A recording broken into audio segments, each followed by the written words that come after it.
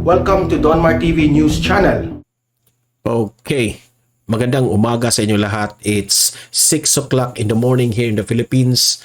Magandang umaga, magandang hapon, magandang gabi sa lahat ng mga heroes natin dyan, ng mga OFWs. Hi, hello sa inyo, shout out sa inyong lahat.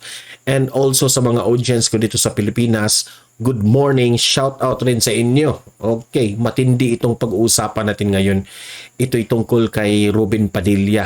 Kahapon sa Senado, uminit ang kanyang ulo, galit na galit sa mga tauhan ni Presidente Bongbong Marcos dyan sa executive branch, no? So nagpalabas siya ng galit niya, no? May video akong ipapakita nung time na uminit at galit na galit itong si Robin Padilla. Panuurin natin ito at i-explain natin ito lahat bakit nagalit siya. Okay? At i-explain rin natin kung ano ang suggestion natin kay Robin Padilla sa kanyang ginawa. Okay?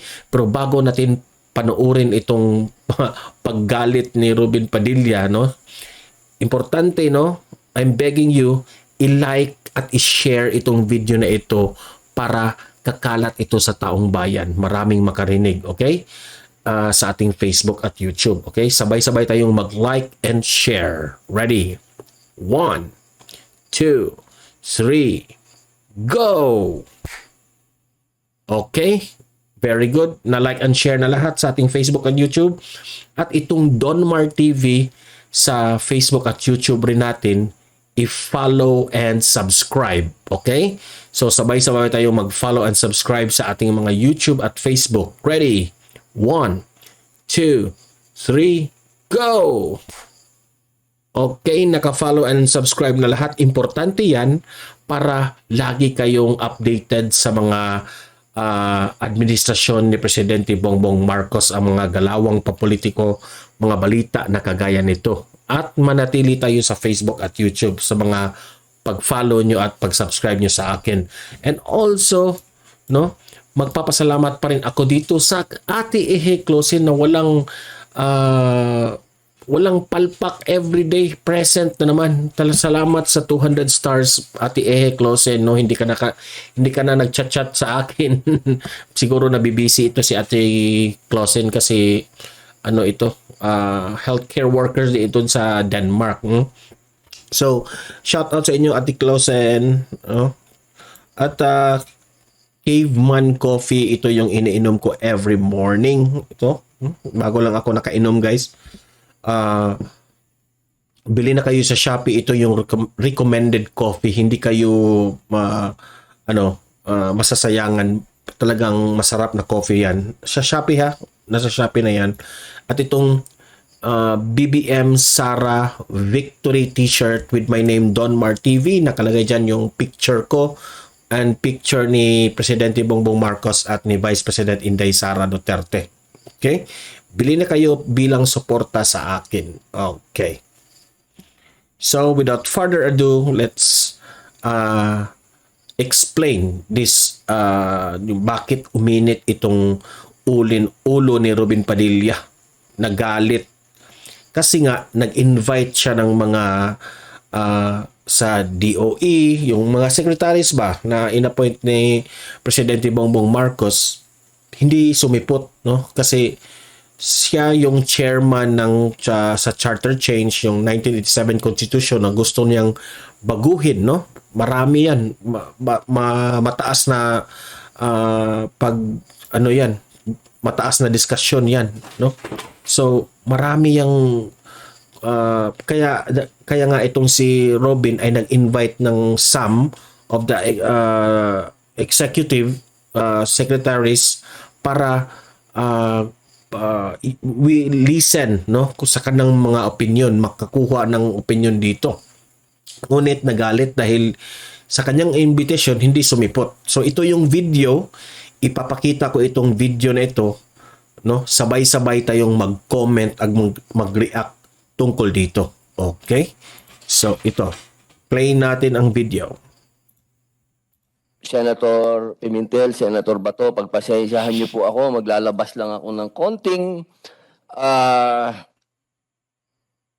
sama ng loob sa mga nagaganap. Ayan, may sama ng loob siya, ha? Sapagkat hindi ko maintindihan kung bakit hirap na hirap ang Senado na mag-imbita ng ibang sekretary. Marami po tayong inimbitahan. Nandiyan po ang sa DOE, inimbitahan din po natin ang kung meron silang maipapadala sa NEDA. Hindi ko po alam sapagkat itong konstitusyon na ito kasi, ito kasing konstitusyon natin ngayon sa 1987. Ang sinasabi nito, merong balancing kapangyarihan ang legislative at ang executive. Ibig sabihin, pantay tayo ng kapangyarihan. Kapag ka iniimbita sana itong mga tiga-executive, sana po ay pagbibigyan nyo kami. Sapagkat hindi naman po kami dito mga marites o parites. Yung pong aming gusto naming talakayin kasama po kayo ay patungkol po sa konstitusyon. I think this is the second day no yung itong tungkol nga sa charter change no, Chacha. Second day ito ng kanilang pagpupulong. At itong bagay na ito ay hindi po ito isang bagay na Siguro on the first day in-invite niya. Ngayon sa second day hindi sumipot yung mga in-invite niya sa mga tauhan ni Presidente Bongbong Marcos. Kaya uminit ang kanyang ulo. sinasantabi. Sapagkat saligang batas po ito. Kaya po dito na naman pumapasok na kahit anong gusto kong gawin na pumantay diyan sa 1987 Constitution, sumasama ang loob ko. Kaya ang nangyayari, ipinipilit kong baguhin natin ito. Kasi kung ganito ang sistema, na para tayo nagmamakaawa dito sa executive, na para makasama lang natin, sana mag-parliamentary na lang tayo. Dahil sa parliamentary, obligado silang humarap at iisa na ang executive at ang legislative. At bawat linggo, nandyan sila sa harap natin, pwede natin silang questionin. Pwede natin silang makapanayam ng magandang usapan. Napakahirap yung ganito. Susulatan lang nila tayo. Kita nga yung sulat. Nasaan yung sulat? Eto, salamat po ma'am. Hindi po mainit ulo ko ha. Baka akala nyo. Ito ang sulat ng isang secretary. We thank you, Senator, for the invitation.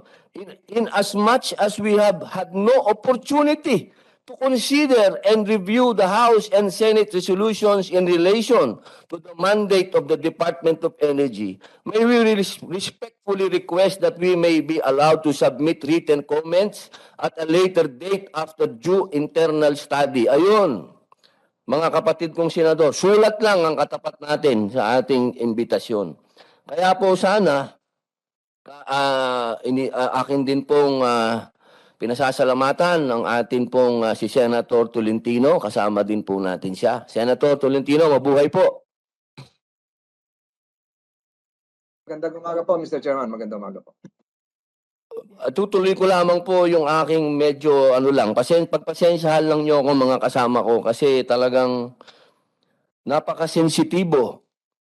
Unang-una, tingnan nyo, napakaganda ng itsura namin dito. Ako nasa majority, nandito ang aking hinahangaan, nasa minority. Interesado kami dito sa usapin na ito. Yung inaantay namin, mambihira, oo. Sana magbigay po kayo ng interest dahil ang bill din na pag-uusapan po natin dito ay galing din kay Win Gatchalian, kay Senator Win Gatchalian na nasa majority din. Yan, nag-express siya ng emosyon ha. Uminit ang kanyang ulo sa mga tauhan dyan sa executive branch, which is mga tauhan niya ni Presidente Bongbong Marcos ha. Ang akala ko, kaalyado natin tong mga nasa executive. Kung kaalyado namin talaga kayo, siputin nyo kami. Pambihira, oo. Napakahirap po ng sitwasyon natin. Gusto natin bumalanse, pero kung ganyan naman ang maaabutan namin dito, mag-parliamentary na ho tayo. Wala na ho akong pag-uusapan dito, kundi mag-parliamentary na tayo. Para harap-harapan tayo. Ang hirap ng ganito, tagoon eh.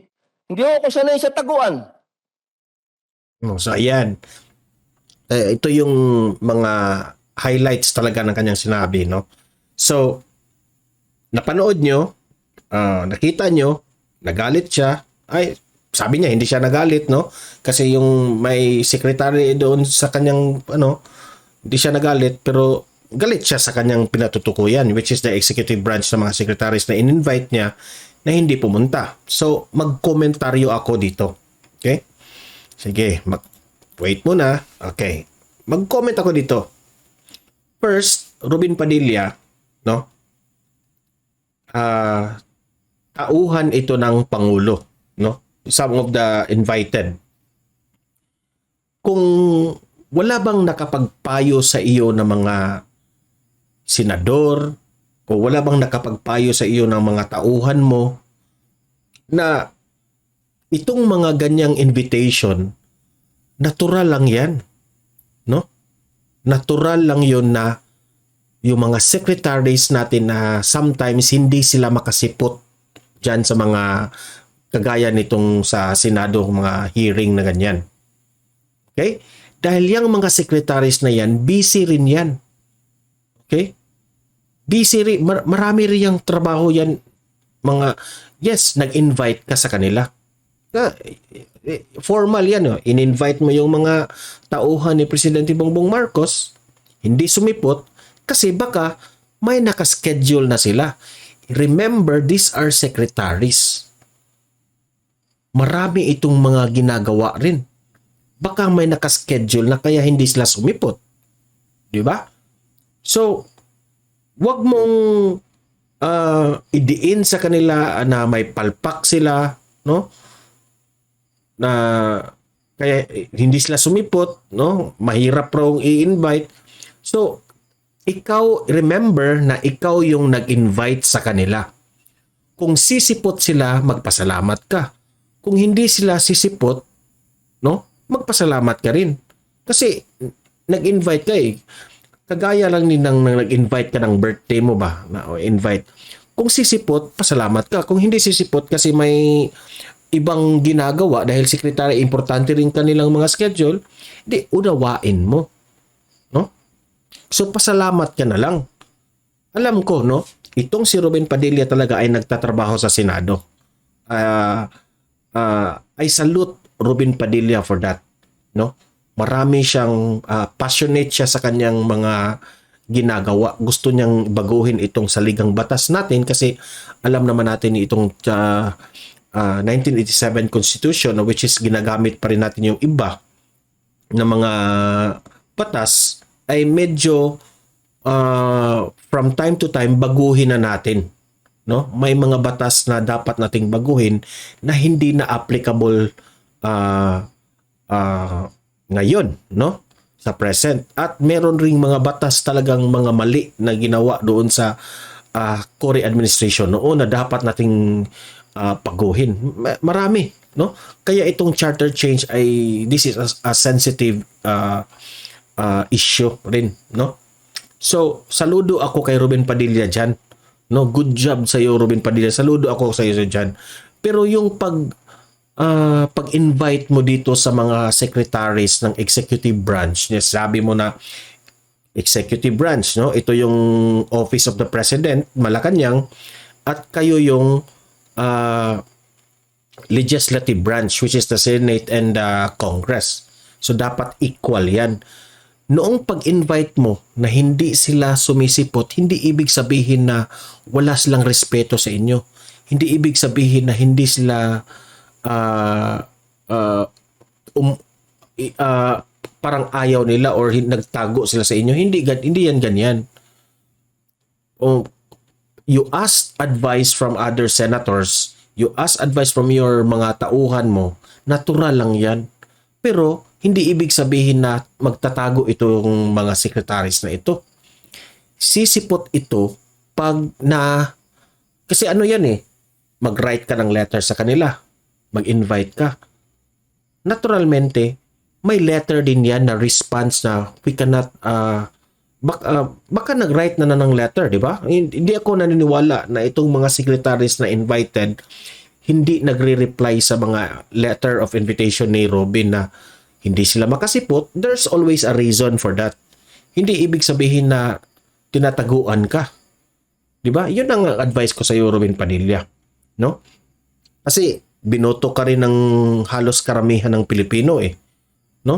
So, alam ko itong mga secretaries na ito na hindi sumipot, babawi ito. Kagaya ba ni Executive Secretary Vic Rodriguez na hindi siya nakasipot dahil marami itong kinagawa. Siguro may naka-schedule na meeting, may naka-schedule na trabaho kasi hindi biro yung pagiging secretary. Okay? So, pag hindi na busy ito, no? Talagang pupunta diyan sa Senado at diyan sa inyo, no? Tell their own opinion when it comes to yan nga, yung ikaw yung chairman sa 1987, yung gusto niyo yung Chat-Cha, di ba? For sure, that's Chat-Cha, no? So, itong si Robin Padilla, naunawaan natin ito, no? Passionate siya. Dapat in-advisean ito ng mga senador dyan na natural yung mga ganyan na nag-invite na hindi sumipot dahil itong mga taong ini-invite mo ay mga malalaking tao rin na maraming trabaho. Okay? So, Robin Padilla, hinahinay lang, no? Kalma lang tayo. Kasi mapakinggan natin sila. But hindi sa mabilisan na ganyan kasi yung invitation mo siguro baka nakaschedule na yun. Okay? So yun lang ang masabi ko ma-advise ko kay Robin Padilla tungkol dito. No, I understand. I'm with Robin Padilla about the charter change, yung 1987 Constitution sa Ligang Batas na maraming gusto nating baguhin dyan. No, I'm with Robin Padilla, no question about that. But yung pag-i-invite mo, sige lang, invite ka lang. Until na pag okay na ang kanilang schedule, then that's the right time to discuss.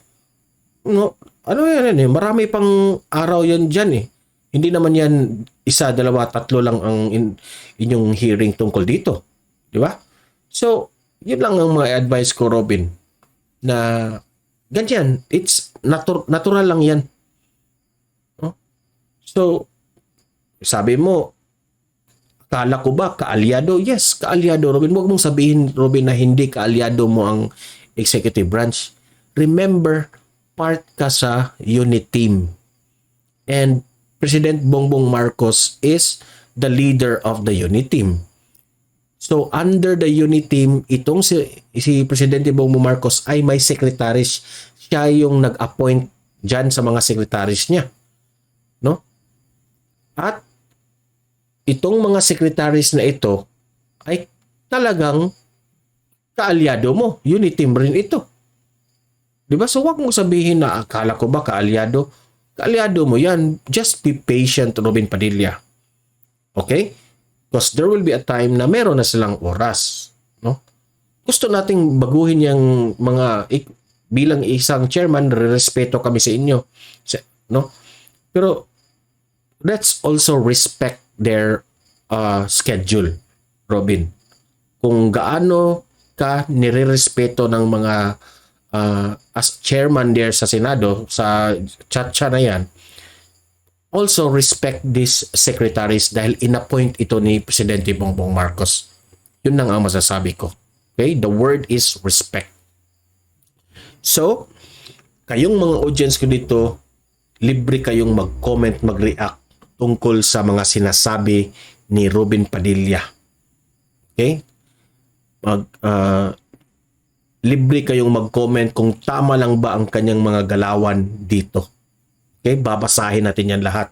At importante na i-like at i-share itong video na ito, guys, para kakalat ito sa taong bayan, marami ang makarinig at makabigay rin sila sa kanilang opinion. At i-follow at i-subscribe itong Don Mar TV sa YouTube at sa Facebook natin para lagi kayong updated sa galawan ng administrasyon Presidente Bongbong Marcos natin. Okay?